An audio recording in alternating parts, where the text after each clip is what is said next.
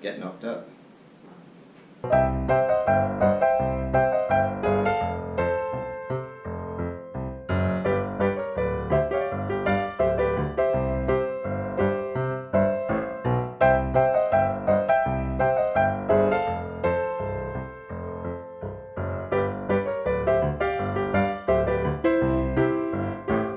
Hello, welcome to our Q&A video, which we have finally gotten around to.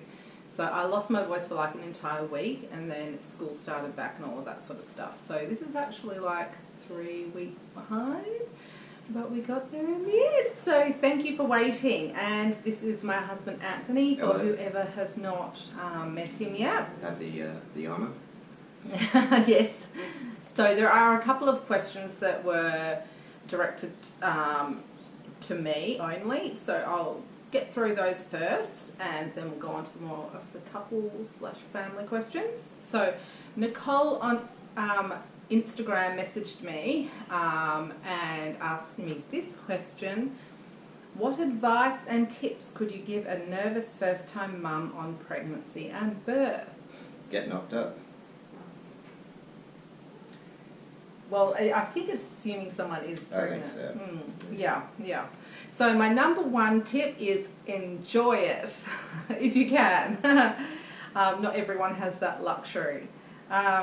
Take photos, that's part of enjoying it. Rest and pamper yourself, because and have people pamper you, more importantly, because if you are a first-time mum, what you won't really appreciate until you're a second or subsequent time mum is that when you're pregnant for the very first time, that is your one and only pregnancy where you get to relax and actually look after yourself properly. I would also say to educate and empower yourself. No one can do it for you. It's incredibly important that you know what sort of birth you want, who you want your care provider to be, and where you want to give birth, who you want present, all of that sort of thing, and to understand that you are the boss, nobody else. You're a consumer, get what you want. And my last piece of advice, because birth can be scary for even people who are not first-time mums, is just to understand that at the time you will find the strength to get through it, and look at the population of the world. You will find the strength just like every single woman before you. And that after you have given birth, you will truly know your own strength, and you won't take any nonsense from anyone else for the rest of your life. Raising Back Kids on Instagram, and she also has her own YouTube channel, so go check that out. Will asked, will you ever use your midwifery degree, aka work in a hospital? So I do use my degree daily, everything from first response care in the home, because we've got kids who like climb furniture and stuff, through to professionally. But as far as working in a hospital, I don't support a system that currently does not support women, so that's the answer for the time being. And then I think this is the last question just for me. Wendy Stevens on YouTube asks, love your channel, thank you. Are you still taking classes to become a midwife, or are you already finished? How far off into the future do you see yourself being a midwife with little ones to care for? That was always my issue, and then I started homeschooling 22 years and going, and so that ended that. So I want to say, first and foremost, good on you, 22 years homeschooling. Can't imagine that. You're amazing. Right? And I would also say it's never too late to do what you love. So if it's something that you still want to do, then go for it. I'm a midwife currently, though my focus is on education. As I just said, I'm not currently working in a clinical capacity. I write a lot, and I'm slowly building my own business, and it's very slow because obviously the children come first. But there are many aspects of our life that we're currently trying to streamline and change, so that we can live our best life, and that's all happening slowly, and we're piecing the puzzles together. So that's that. Now, here's a question from, now I'm going to get this sort of, I don't know how I'm supposed to pronounce this, but CL Persky5 on Instagram. Is that how you say that? Why not? Okay. How do you afford a large family on one income? Your tips and tricks to save money. So yes, currently we're on almost one income.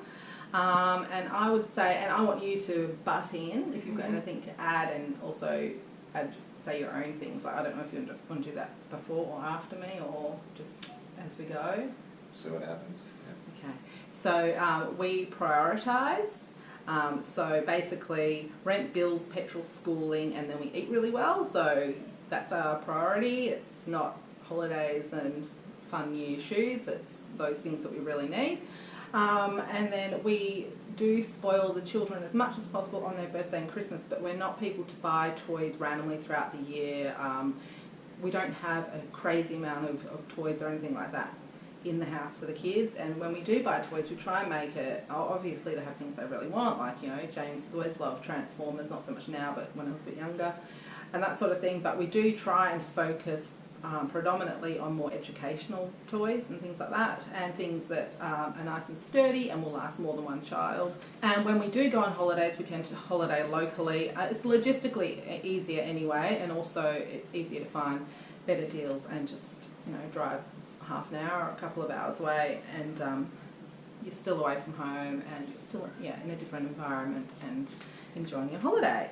And then also camping is a great idea too. I'm going to butt in and say that, like anything with family, there's an element of sacrifice, but you need to just do it day by day or week by week and enjoy the small things. So, like, you know, a good cup of coffee with your partner, or playing ball with your kids in the park. Just enjoy the small things and treat yourself when you really need to, or when you can. Yeah, and I did bring that up. So on the weekends we favour free activities, which are also healthy and better family orientated activities anyway than the ones we pay big bucks for. So we go for nature walks, we go to the beach, we visit people and have people visit us. And we do go to restaurants sometimes, but we choose places that we know we can feed lots. I mean, obviously, if you're in America, restaurants are so much cheaper than in Australia. I've heard of people going to restaurants in America and it's like $8 for a meal or something. we wish.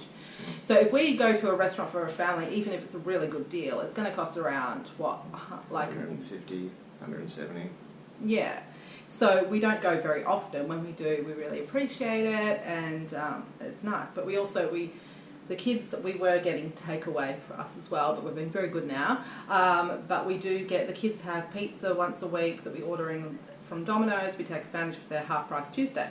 And also when we grocery shop, which is usually me doing it, I go for the half price deals, not the brands. We buy bulk, we shop at Costco.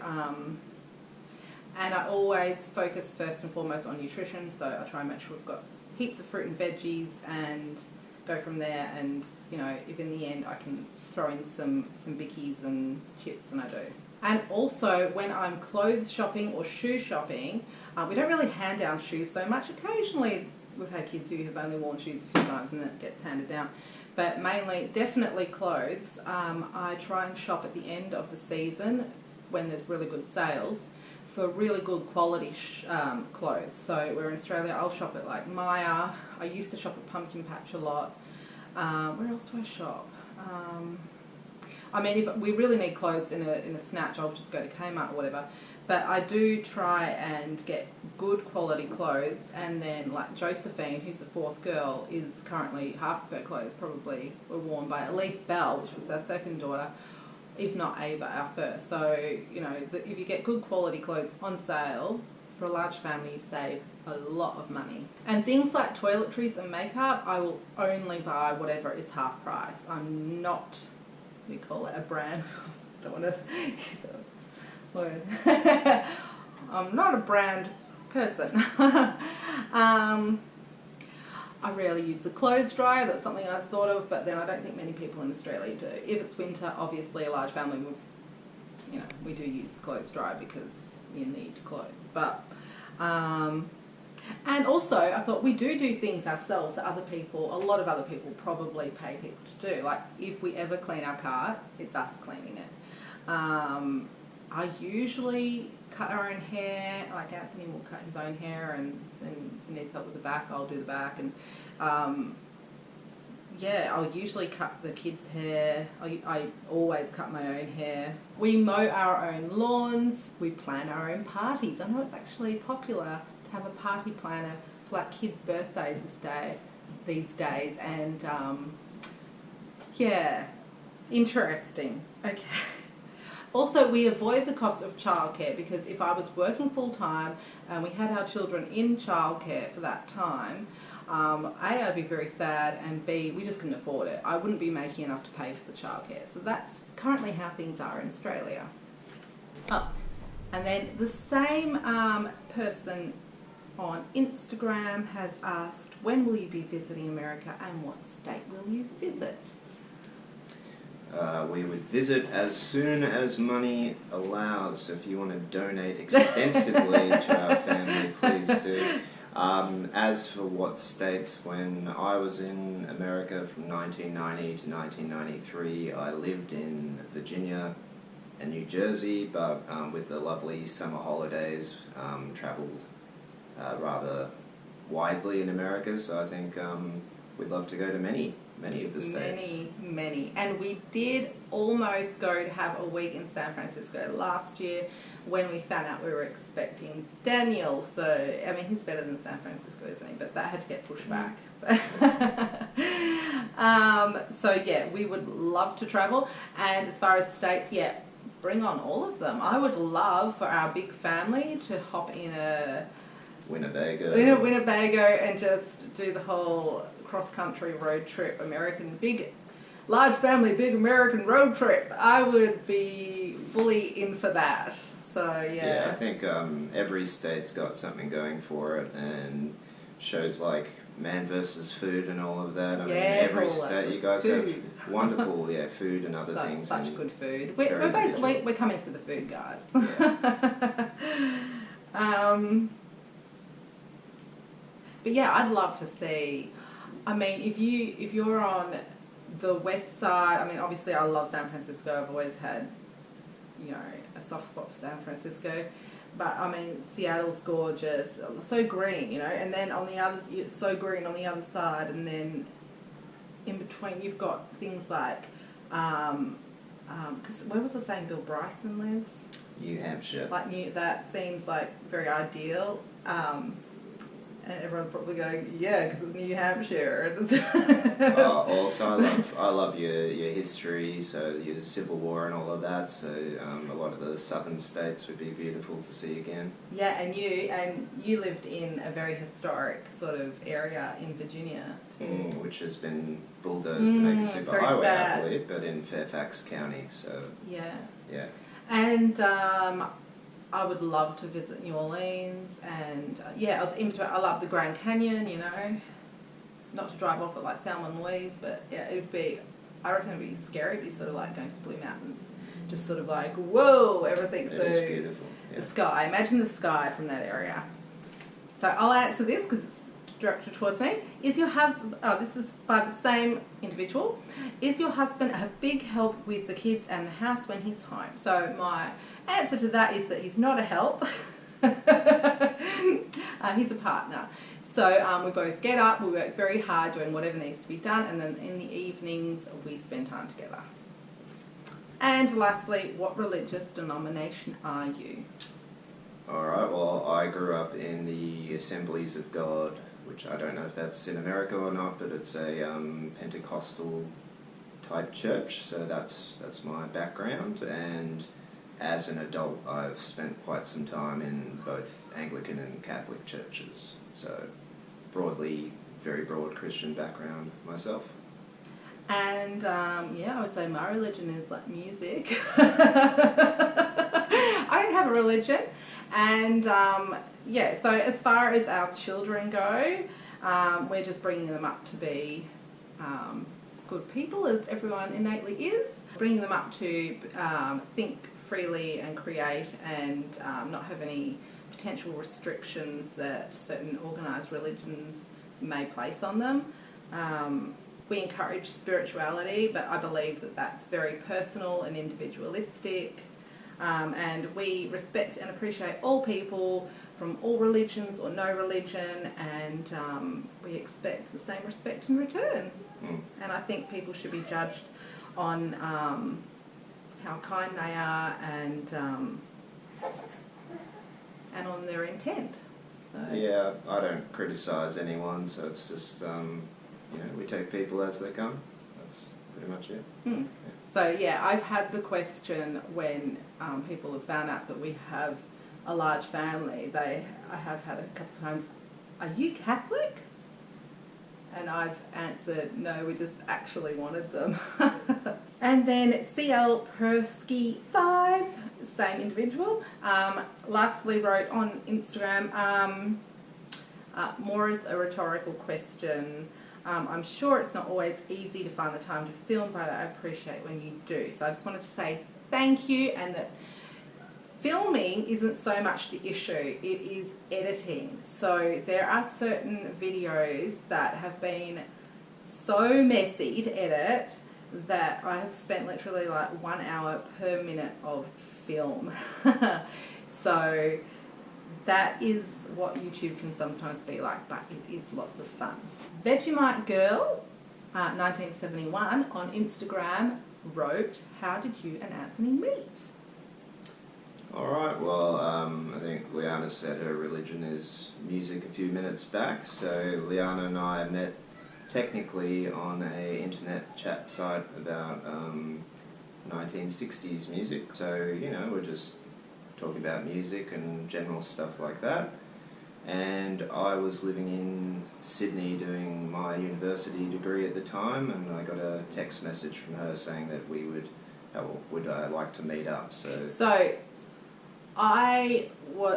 we had communicated a little bit on this internet site about music, and then I think it was like even as much as a year later, we'd spoken a few times on there about music, and then I think it was about a year later from when we first started chatting a bit on there that I was moving up to Sydney myself. I was actually on my way to Byron Bay via Sydney. I was going to get work in Sydney and earn some more money, then go up to Byron Bay. And so I was headed up to Sydney. I only had a little bit of family up there, no friends, and I thought, hey, I know someone who lives in Sydney. So yeah, I sent him a text and said, hey, I'm moving to Sydney. Do you want to catch up for a drink? And then we had a drink, and the rest is history.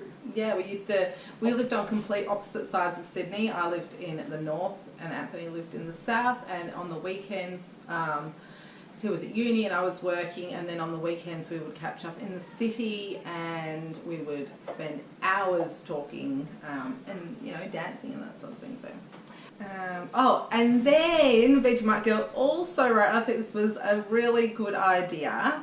She said, tell us one special thing about all of you. So you can add if you want. These are the things that I wrote. And for you and me, I didn't write really personal things. I just wrote something that people might want to, you'd be interested in. Sure. So I wrote, Anthony is a true wordsmith and excellent public speaker. Thank you. You're welcome. And I wrote, Liana's lifelong passion is music. I don't know if anyone knows that. So it's not really something I do on YouTube, but I like it better than cooking. Jack is as quick-witted as they come. Ava is a first-class illustrator. She can go very far, and I have actually shared some of her illustrations in this week's vlog, which will come out at some point. So Isabel is also a natural artist, and to be honest, most of our, if not all of our children, are really good, amazing artists. So they don't get it from me, but anyway. But I want to say something individual about all of them. So I want to say Isabel does everything with a smile and a spring in her step. She's not just like happy to do, her chore or whatever, but she will ask us, do you need something? Or can I do that for you? And it's really genuine. She's so lovely with the little kids too. Just wanting to mother them. It's beautiful. Samuel has incredible empathy and is not only determined but completely capable of anything. He's 10 years old and he could just survive in the wilderness. Not that we're going to throw him in the wilderness, but if we did, he would survive. James has an eye for detail and an amazing memory. He has taught us a thing or two, and he has an amazing smile. Yeah, he remembers. He'll get into something and he'll study it and know so much about it, and then he'll teach us about it. Like, he taught us a whole bunch about the Titanic, didn't he? Trains as well. All sorts of things. Yeah. Currently it's Doctor Who stuff. Samuel's really into that too. Layla is Mary Poppins. Practically perfect in every way. Could you sum her up any better? No, she's a ray of sunshine. Josephine has style, attitude and will. She will go for great things and she will succeed. She's fantastic. Isaac has such a beautiful nature. He listens well, he uses his manners, he says, "Thank you, Mum," when I give him a drink of water or anything, and he just loves Holly. He's just a sweet little boy. And Daniel already has a sense of humour to match the rest of his family, don't you? He has been and continues to be a ray of sunshine in our lives. Yes, he do. Do. So I thought that was a fantastic question. Thank you for that, Vegemite Girl 1971. Okay, Andrea Blue on YouTube asked, how did you and Anthony meet? So we've already answered that question. And also, how old were you when you married? I was 21. And do you want to reveal how old I was? And Liana was 23. Yep, I'm older. And she also says, I love your videos and greatly appreciate your kitchen creativity and the calm way you address your children. Well done. Thank you. That's lovely. And Andrea also asks, where is Anthony from? Yeah, I'm from Melbourne. And had you, Liana, always lived in your city? So I'm from Melbourne and we both met in Sydney while we were both living in Sydney. So no, we've both lived in Sydney a couple of times because we moved back there again when we had one children. We had our second child in Sydney and back in Melbourne again. And frankly, we enjoy being back in Sydney. Not that we hate Melbourne. It's a good city, but if you want to donate to our Move to Sydney fund as well. Along with our Let's Tour America fund. And Andrea Blue also asks, when did you first start creating freezer meals and meal planning? So, do you want me to answer this? So, as far as meal planning goes, I think we probably started doing that as soon as we moved in with one another.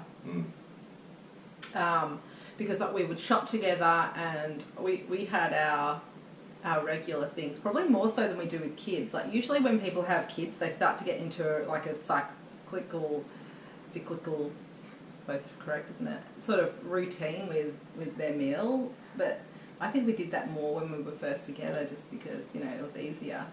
So we would have like chicken, we would have chili, we would have sausages. I still remember going to the supermarket and just about every week we would get the same sort of things. And as far as freezer meal planning, and that would be not when we were expecting our first child and probably not when we were expecting our second, because when we were pregnant with Ava, we were living with Anthony's parents. Anthony was finishing a degree, and so I wouldn't have had much freezer space. Definitely when we were back in Melbourne and having our third child, that would be when I started freezer meal prepping for the postnatal period, and with each subsequent child I've gotten a bit more full on with it.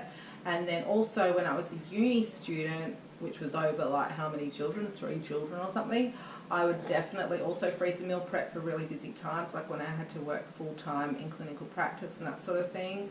And yeah, I just really like freezer meal planning.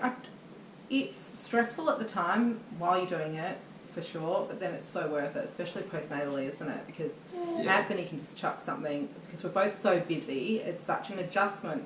Each new baby is an adjustment, I don't care what people say.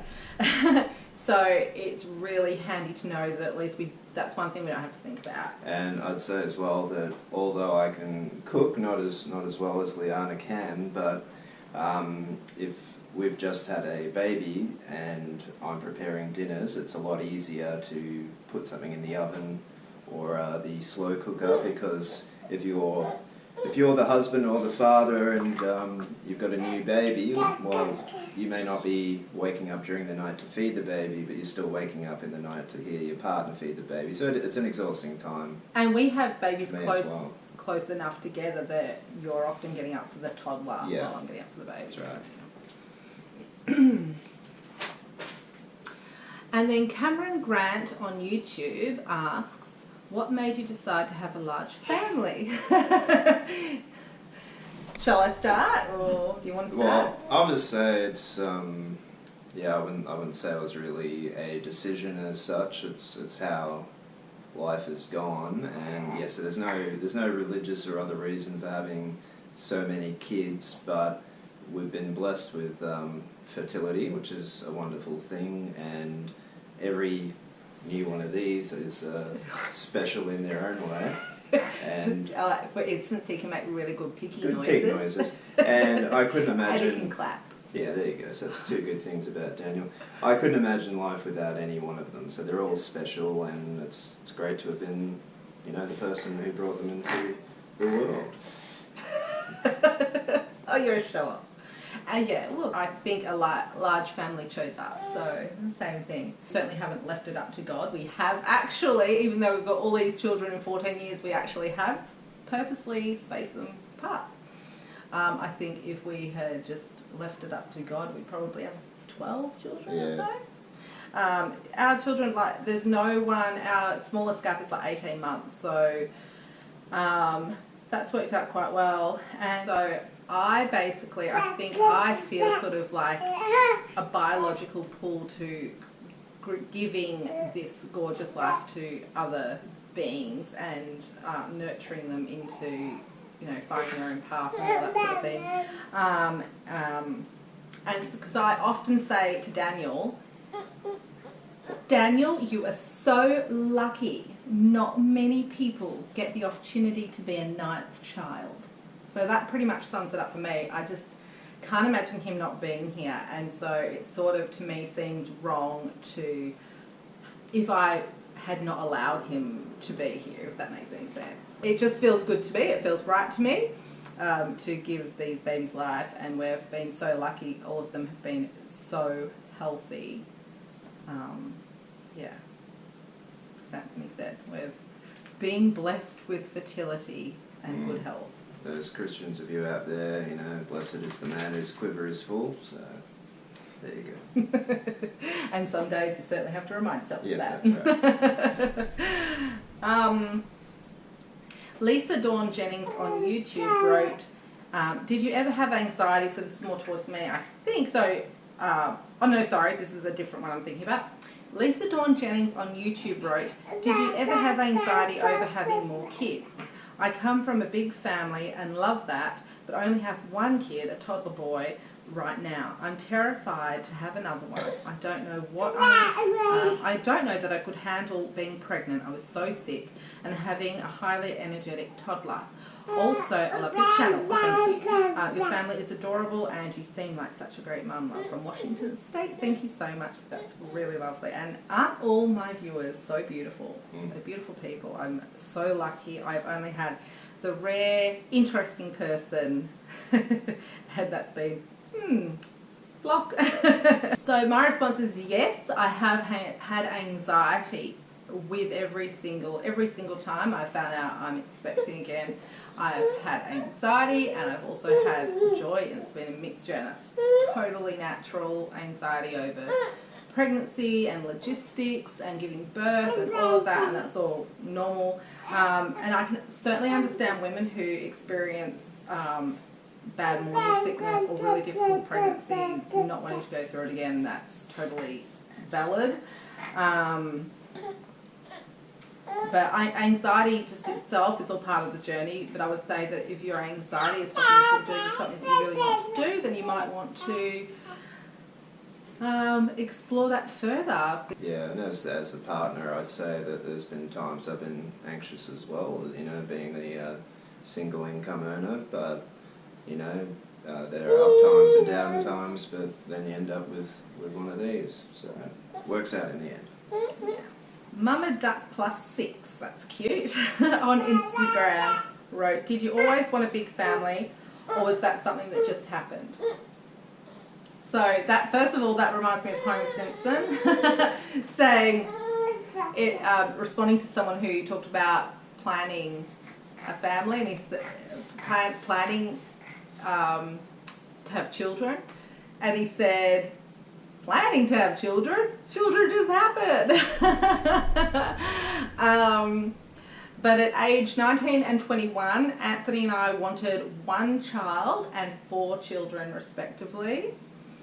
But I also would say that our most planned, now I mean me saying, I want a girl in January, and then having a girl in January. So most absolutely planned down to the week basically. Our most planned child was Layla, who was our 6th child. So we've had, we've sort of worked with where we are in life, and also had a couple of surprises along the way. So it's a mixture of both, I suppose. The Squares of My Life on Instagram, she has a lovely Instagram account too, please check that out. Wrote, how do you find time for each other? Do you plan date nights, time at home together, weekends away? Yes, all of the above. So we have a night away roughly once a year, where my mum just basically comes and stays with the children, and we generally always take the youngest baby because they're always we've always usually got a baby that's just too young to stay overnight with anyone else.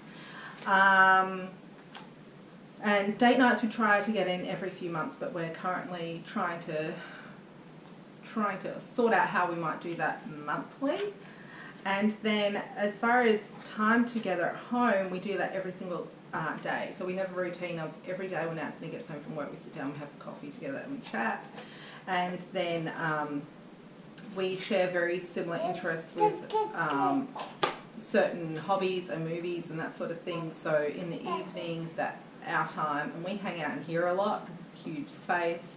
And so that's once like the small kids are in bed and the bigger kids are doing what they want to do, whether it be watching a movie, if it's a weekend, or reading, if it's a school night or something like that. We will watch a documentary together, or we'll, you know, from time to time we'll play guitar, that sort of thing. And we talk a lot. And it's not always quantity but quality, so you've got to get it while you can, and it might just be, you know, a small chat or something like that. And I have to work in my job often in the evenings or on the weekends as well, so total brain freeze there. But we're together a lot. Like Anthony might be working on his computer, you know, doing school planning or whatever, and I'll be on my computer, and it will be together, you know, and if one of us has something to say, then we're still there, we're right there, so yeah, so we hang out a lot. I'd say just a mixture of being spontaneous and making sure you got the plan timed and scheduled as well, but it is an important thing to have, definitely. Every single person needs downtime in the evening, that's what I think. So we've always had a routine with the children, and had a bedtime, like an age-appropriate bedtime, and obviously the older children, like, they don't need us to brush their teeth, you know, they can do it themselves. So we spend time together as a family, and then we all have our own individual downtime before bed, which is important for every person, I think. Brennan B, is that how you pronounce that? Yep. On Instagram wrote, do you find large family life exhausting as there is so little downtime? My husband and I have 4 kids, and we find there is so little time left for us. As the kids get older, our eldest is 14 and so is ours. They are up later and their needs are not so easily met, or they're more difficult to help with. And we can find ourselves overwhelmed. And she also asked about finances, but we've already discussed those. So thank you for your question. And I would say, first and foremost, and you might want to add to this, but routine. So as I just said, we've always had a routine and kept that age appropriate. So obviously older kids are allowed to stay up, and we don't really care what time they choose to go to bed, to be honest. We wouldn't even know. But they're reading or they're drawing. And we only allow TV when people ask. Can we put the TV on, or can we watch a movie or whatever? We don't encourage people to just be in front of the TV all day. We eat dinner as a family, and we often watch a movie as a family as well.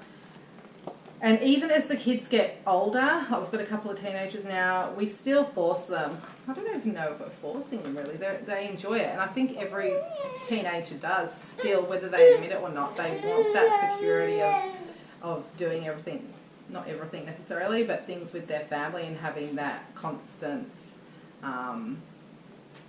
like the routine. Like they still need routine even if it's adjusted for them, and they need to have boundaries, and they may hate it in the moment, or they may pretend to disagree or whatever, but I think they're going to be more secure in knowing that there are people who care enough to give them boundaries, you know what I mean? And we don't have all the answers, but certainly not. We're plodding along, learning as we go. And basically, yeah, as we've said, after a certain time at night, the older ones are just doing their own thing, and we have our own downtime then. So probably from about 8:30 on, we just chill out together. We're often just watching documentaries because, you know, we can't be bothered working in the evening. Yeah. And often don't even have time. Like if it's the holidays or something, or the weekend, we might bring guitars out, we might have a sing along or something. But and yoga, like we started doing yoga again. We do stuff. We just do stuff in the evenings. If the weather's nice, we might sit on the balcony or whatever. But yeah, I mean, it's a common problem you've got. I've got a colleague who's got similar issues, and the kids don't seem to sleep well in the evening. So yes, routine's important for that. If you're having issues with kids going to sleep, you can always put fixed vapor rub on their feet. We have rabbits that, you know, toys that play waves and nature sounds and soothing sounds. That helps. that's for the babies. Yeah, that's fantastic. Love those rabbits. Yes, teenagers can be difficult, and it does require. But very different personalities, and I think that is for all age children. There are some 2-year-olds that are so easy, and other 2-year-olds that people say, I'm not having another child, you know, and it's the individual personalities, isn't it?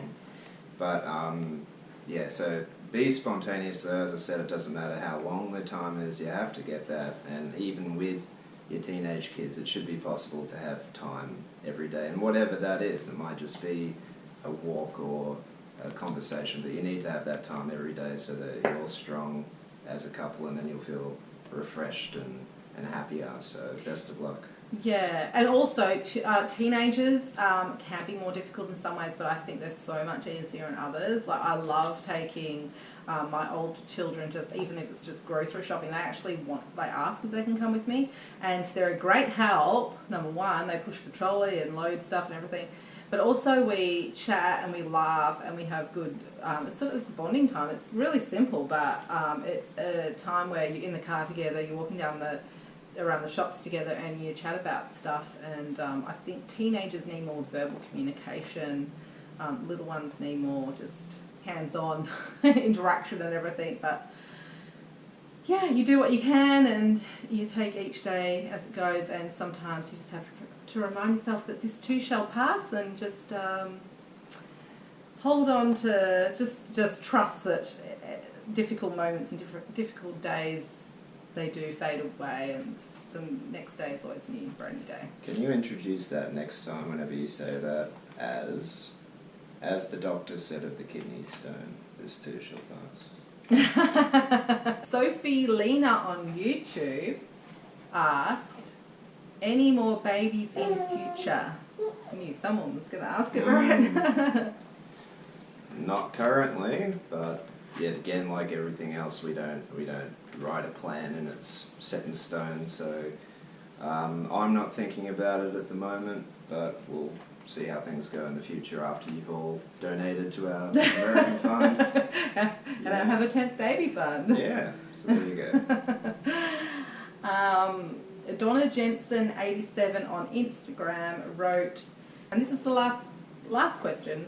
Do your children have chores, and if so, what do they do? We are currently trying to figure out what's appropriate for our children to do, and I'm always interested in what others have their kids do. I do want to butt in there first, Yeah. which I'll say that chores never hurt anybody as long as it's not over the top. And the way I think of it is, you know, you want your child to be independent and learning, you know, valuable life skills. That's how I view it, because they are going to be doing these things daily when they're adults and living on their own. So I think it's a good thing. Yeah. So yeah, my belief is that as parents, our role is to I love you, is to love our children, and B, to teach them how to be independent. That's the only two things we have to do. It's that simple. They have to, by the time they leave home, whatever age they may choose to do that. These days, I think it's about, what, 40? Yeah, 40, 45 maybe. They have to know how to wash their own clothes, cook their own meals, and and shop, and and vacuum and clean windows and mow and all that sort of stuff. And I've got to say, out of that list, all of our children might know one or two of those things. So it's not like we're pushing our kids hard. It's got to be age appropriate. Like Jack, I should probably teach him how to do a load of washing now. So I'm a bit slack in that. I think a 14-year-old should know how to do a load of washing. That's not to say that they're not doing anything though. So how we structure at the moment, and we are changing things up, but how we structure it at the moment is that they usually, on a weekday, they'll have an afternoon job. We call it just a job. So it's usually a 10-minute job probably, like someone might unstack the dishwasher, and we do make it age appropriate as well. Anything that looks a bit harder we'll give to an older child. The really small children, they do nothing. I'll get into that in a minute actually. So unstacking the dishwasher or wiping down a table or something like that, cleaning the playroom, putting toys away, something like that. And then they have a dinner job, so all those post-dinner jobs that need to be doing, like clearing the table. What else needs to be doing post-dinner? Anthony always designates the dinner jobs. Vacuuming under the table, that sort of thing.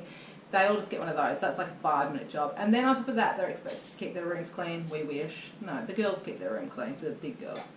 We're constantly on the middle boys about that, but and then for younger children, they don't have jobs per se. We just encourage them to try and keep their room tidy. For someone like Isaac, who's 2 years old, if he wants to do something, we allow him to try to do it. But I'll hand him things and say, can you go put that in the bin? And so he's learning that the bin is for rubbish, or a piece of dirty clothing. I say, can you put that in the laundry? And he's learned that the laundry is for dirty clothes. For a long time, he was putting them in the dryer, opening the dryer and putting the dirty clothes in the dryer, which is cute. But just stuff like that. But we are changing things up to a routine that we used to have, which was the zone system, and I highly recommend it. And it worked better for us because I think, so it's basically, I set the house out into zones, so it might be the playroom is one zone, the kids' bathroom is another zone, and alongside that with each zone I'll add a dinner job. So the person who does the kids' bathroom, their dinner job may be clearing the table, and so each child will have a designated zone and they will switch, say once a week or once a month, haven't decided yet. And we used to do this, and that might be a forthcoming video. Yeah, I think we should do a video on that. I just think the expectations, when you have the zone system running, the expectations are a lot clearer. They know exactly what they're responsible for, and they know that other people can see. if if a particular area isn't done. But again, I mean, it's the same sort of situation. It's just called the zone, and it's more structured. So they're still probably spending 10 minutes on that zone per day, and then doing their 5-minute dinner job. And with their rooms, yeah, I mean, we probably expect about half an hour of chores per older child per day. That's what I'd say.